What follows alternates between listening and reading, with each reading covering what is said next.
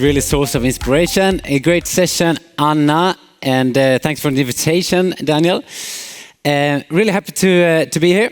So let's dig into it. And I mean, we are here 2 days at SaaSiest. We've been hearing about ARR, AI. So feels a little bit like I am a vegan at a barbecue today, talking about professional services.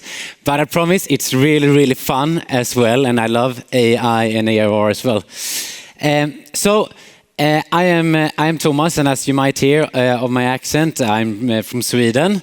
And if you're really skilled, you might even hear that I'm from Småland.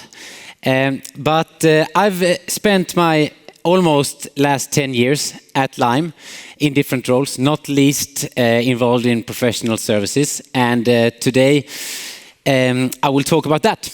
And I will give you a 5-step process that will help you in terms of professional services. If you follow that, everything else will be fantastic. So just up with a hand, how many in here have some kind of professional services box? Oh, wow, good, great. And how many don't have, but would be interested into looking into it? So a few as well. All right, perfect. I think we have stuff for all of you.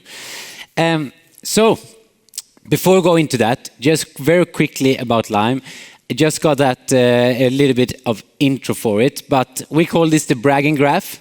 So if we go back 25 years, we've had an average growth every year of 18%.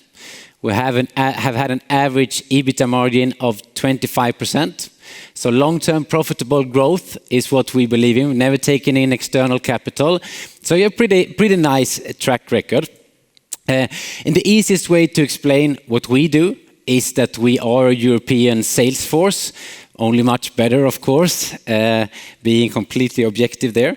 And we have 2 revenue streams. We have the ARR and the software, and then we have the professional services. ARR is around 70%, and the professional services around 30%. And so why am I here, and why am I kind of allowed to talk to this? Well, we have gone from kind of treating the professional service budget like a dirty little secret to where we are today. And now we have over 200 million in revenue in professional services. We do over 200 new projects every year, and that's only 30% of our revenue, because 70% of that we're actually doing towards existing customers, and 20% of the hours that we deliver is also generated by our own consultants. So the first question that we need to ask ourselves, and many of you have already answered that since you're doing this, is of course, do we create value to a customer if we would add a service? Is it something that would really increase the value for our customers? That could be, of course, connected to training, installations, advisory, whatever it can be, but some kind of value is what we need to add. And if we get yes on that, we go to the next step and we ask, okay, so what about pricing? Do our target group actually have a pricing power, and were they able and do they want to pay for the services?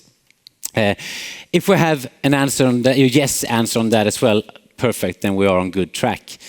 And 3 reasons why we think professional services is a great thing. First and foremost, as our chairman of the board said, why have 1 revenue stream when you can have 2? And I suppose it's kind of hard to argue with that, so that's a good one. Second one is that ARR for us is actually a USP, a unique selling point. We come to the market and we are not just providing a software. We are a partner, and we're actually giving a value, a guarantee that you're going to be better at sales, for example. And we actually take it as far as we give a 100% success guarantees to our customers. So if they feel that it doesn't work after an implementation, we say that's fine. You get your money back. Inspired by IKEA, by the way. And last one is that it's also an ARR enabler. If we look at our existing customers, we see that there is a direct correlation with how many hours do our customers spend with our consultants and how long do they stay. So if you're interested in a high lifetime value and low churn, professional services might just be the answer. And digging into the 5-step process. It's good if you want to start with professional services to look into this, but also if you have it, we're continuously developing new offerings, right? This process is also perfect to take for new offerings. Go through each of these steps, and I would say higher chance of it succeeding.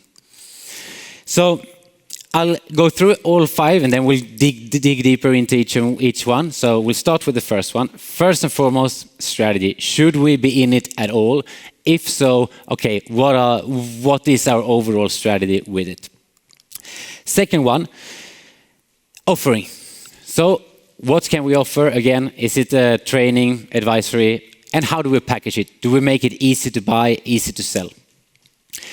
Third one, sales.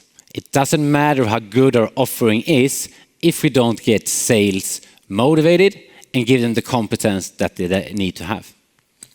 Fourth one, deliver. All right, we've sold it, but we need to deliver, and we need to deliver with quality and at scale.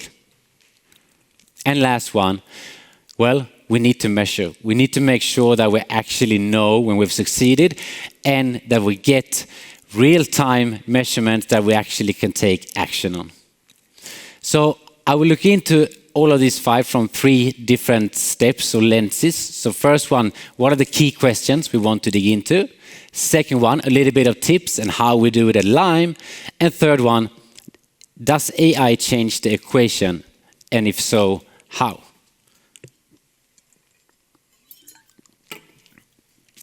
So, should you be in it at all? Well, the 2 main questions we already said, okay, do we actually create more value? Do I have a target group that will be able to pay for it? But a good rule of thumb here as well is, do we see that it could be more than 15% of our revenue in the future? I argue that if it's less, you're not going to spend enough time and focus and give it the energy and engagement that it actually needs. So if you think it's less, then maybe that's your biggest takeaway for today. But otherwise, let's move on. So what we do at Lime is that, yes, we've answered obviously yes to the questions. 30% of our revenue, it's complex software. We do everything from technical implementations to behavioral change, so a wide span of what we do.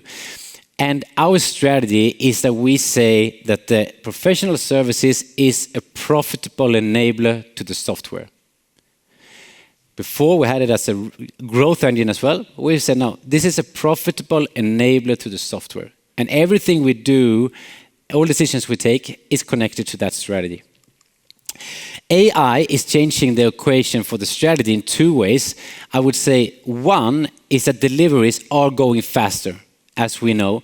And when implementation time is going down, how does that affect how we actually have our strategy in terms of professional services? Second one is that software is also going faster to build, as we know.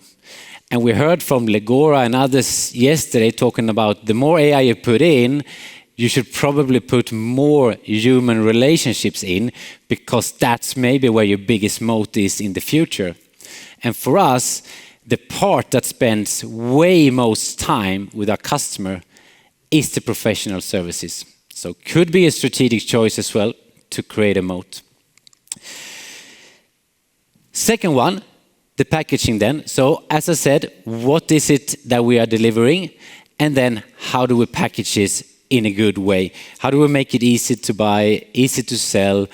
Have we decided if it's towards new customer, if it's towards existing customer?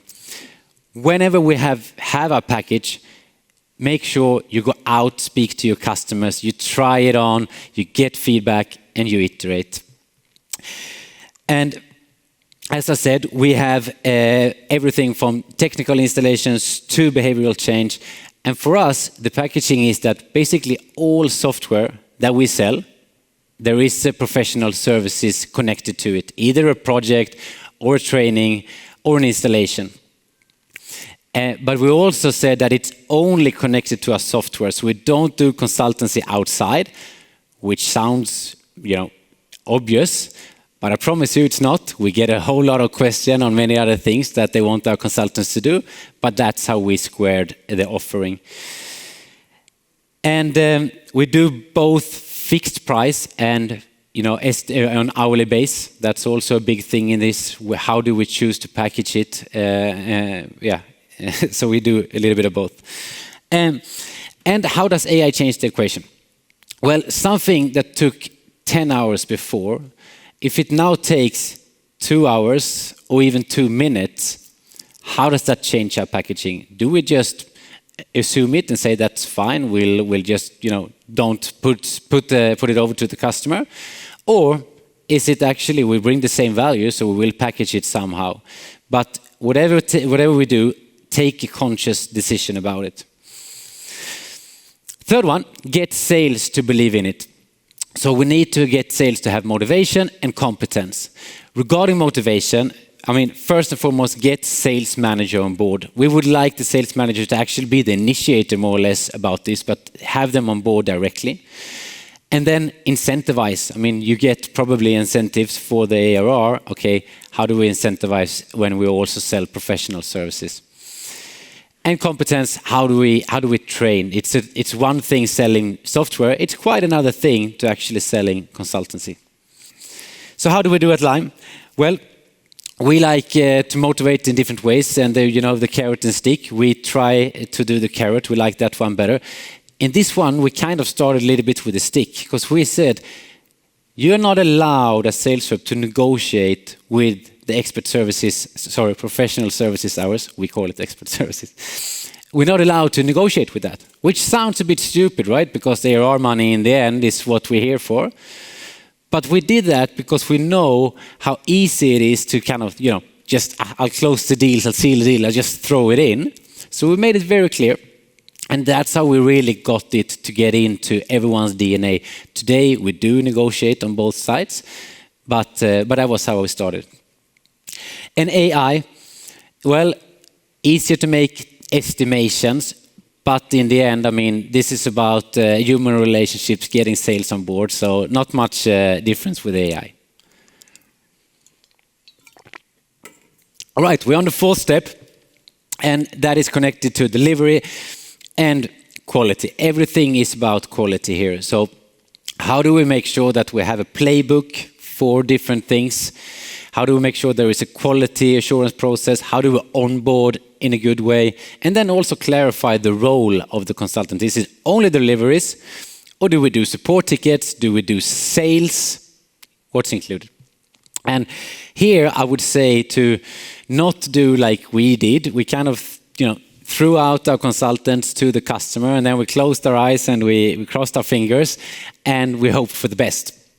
Then we got, of course, very different qualities in what we did. But we learned from that, and now we have playbooks. So we have one playbook for new customer called Epic. We have another one for existing customers called Gepic. Yes, we were being very creative on that one. But then it's much more quality assurances involved, and we've raised the bar quite a lot. And our consultants, they do deliveries, but also complex ticketing or support tickets and sales. AI is changing the equation here. We are basically in a transformation where we see that the junior's tasks, the more technical installations is going down, and we are transforming that into being even better at the strategic advisory, different kinds of services. All right, and last one then, measure. So we need to define what is our success metrics, what are the KPIs that we need to have in order to run this organization in a good way. Do we have the data, and do we trust the data? And can we have also forward-looking metrics, or is everything just lagging? So at Lime, we started with kind of nothing, and then we have had a little bit of inflation. So we measure, almost too much. We even measure the distribution of how our consultants log their time between Monday to Friday. And that sounds weird, but it's actually something that we use. And the biggest thing for us in measurement is our daily pace. So consultants log every day. In the evening, we can see, okay, how are we, in individual, on team, on office, country, and the whole department? Because we know last week or last day, this was our pace. We know what we need to do to reach budget, so we can directly go in and take actions if we need to. And AI here, well, we get a lot of nice, of course, reports and more insights with AI. The last one that I really like is a weekly report of our top 20 customers that gives us what's happened the last week, the trends, do we have more consultancy hours or less, and so on. All right, that was the 5-step process. And then just, if we take the past 10 years that I've been involved with professional services at Lime, and if I boil it down to 4 things that I would send with you, it's these 4. Make sure you get that sales manager on board. I've helped a few other companies to build up their professional services department. One of them did everything by the book, and it was great. And it wasn't until we realized that the sales manager was just kind of playing along, but didn't actually want to make the change, that we need to fix that problem to make it happen. Second one, and this is stolen from April Dunford, is to take your best sales reps and make them a champion. For example, when we rolled out change management, well, that's nothing that the whole sales department is just going to say, "Oh, this is fantastic. I'll go and sell it." It's a little bit different. But one of our best sales rep, Lucas, he really liked it. He started to sell it. We gave him everything he needed to be great at it. And then, of course, his colleagues is looking, and the ball started rolling. And today it's something that all our sales reps are selling. Recruit someone that is really owning this. Don't do it by the left hand. If you're a little bit afraid about the cost that it comes with it, well, they could carry their own weight. If we recruit someone, they should be able to also deliver projects themselves. And look for someone commercial, I would say, very important. If they worked in professional services, fantastic. Otherwise, someone with a consultant background will also work well. And last but not least, to make sure that we are removing personal dependencies. So don't do our strategy on that one. And with that said, only these 4 things to summarize. To make sure we follow the 5-step process, get sales manager on board, measure in real time and make it actionable, and adopt the world to AI. Thank you very much.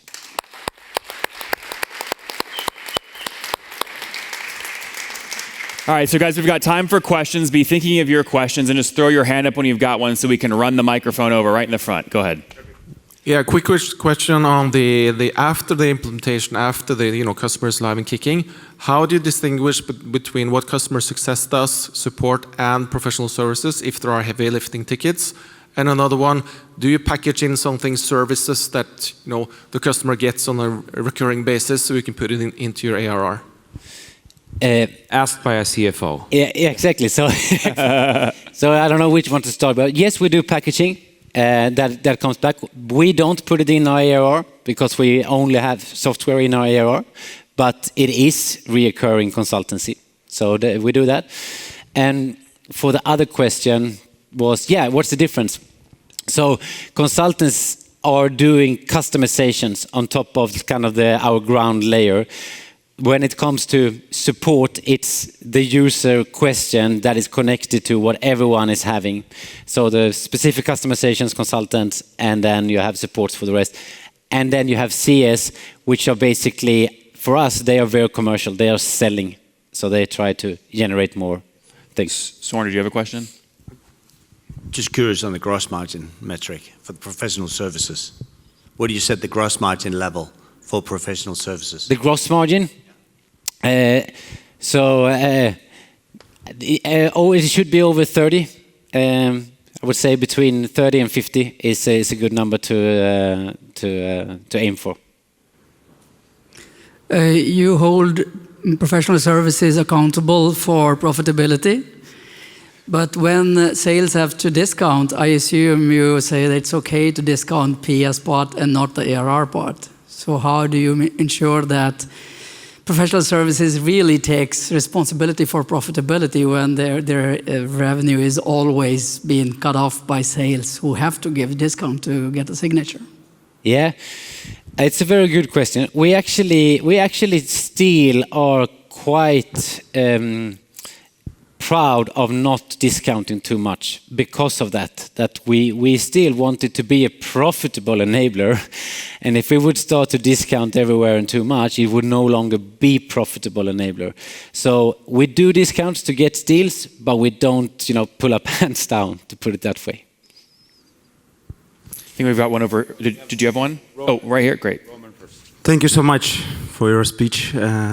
What do you think after 10 years, what revenue will you have? What? We have it around 220 million revenue for the professional services. His question was, where are you in 10 years? But given the fact that it's a public company, you can answer that however you want. Well, so I honestly don't know in 10 years, but I mean, we expect to grow maybe for the 3 years to come between 0 and 10%.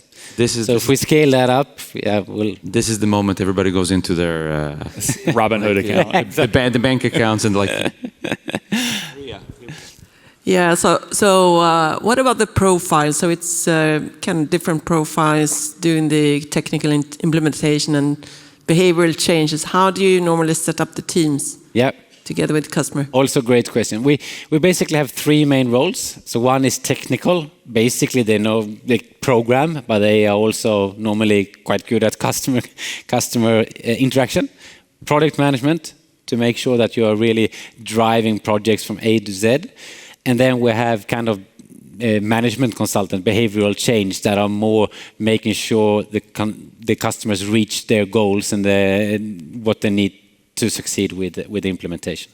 Do you pick people from different functions, or are all of those roles in professional services? All those roles are in professional services. Yeah. All right, did we have another one? Frederick again. Do you scale through partners, or do you do everything yourself? Yeah, so that was one of the slides that I had to take out to have my 20 minutes, because that's one thing that is very different from us compared to like Salesforce and Microsoft. They scale through partners. We have chosen to do everything ourselves, so we don't have any partners. The downside is we don't scale as fast. We could have grown faster. Everything else is an upside. So you get higher quality. You actually own the customer interaction, so we can get direct feedback all the way. You take away middle costs for the customers, so it becomes cheaper to own us over time. So no, we do everything ourselves, and that's something that is really good. All right, guys, another round of applause. Thank you so much, Tommas.